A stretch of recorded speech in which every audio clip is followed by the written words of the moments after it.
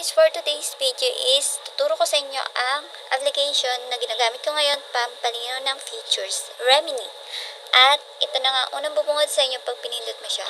Tara, pili na tayo ng features. At nakapili na nga ako, manonood tayo ng application kasi hindi tayo naka-avail ng for week nila. At ayun na, kitang-kita nyo na agad yung difference, di ba? Magugulat ka na lang. Back, before, and after. Ganda, di ba? Wala na akong masabi. At yan na nga, pag magsisave tayo is manonood ulit tayo ng ng ads. Yung nagkakamali na. 30 seconds for ads. At ayan na, loading. Then, ayan na, nasave na siya sa gallery ko. So, mag-edit tayo ng isa ulit. Nood ulit.